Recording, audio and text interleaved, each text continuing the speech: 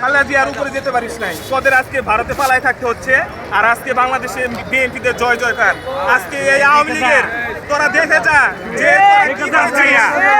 এই আওয়ামী লীগের স্বৈরাচারী অত্যাচারের কারণে আজকে খালেদা জিয়াকে তার প্রাণ দিতে হলো, না হলে সে আমাদের মাঝে আরো অনেকদিন বেঁচে থাকতে পারতো। এর এই জাতি কোনোদিনও এই খুনি হাসিনাকে মাফ করবে না। তাকে স্লো পয়জনিং করে মারা হয়েছে, দিনের পর দিন জেলখানায় অত্যাচার করে রয়েছে খালেদা জিয়াকে। আমরা আপনার জাস্ট এই কথাটা বলবেন কিনা যে আওয়ামী লীগের লোকেরা এসে দেখে যা, দেখো কত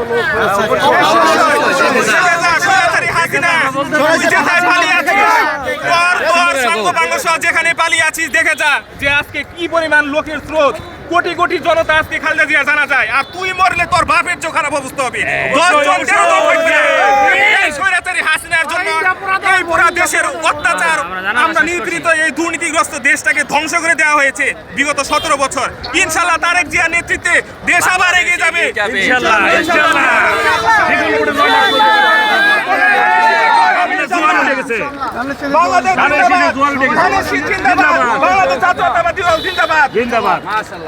মাশাআল্লাহ।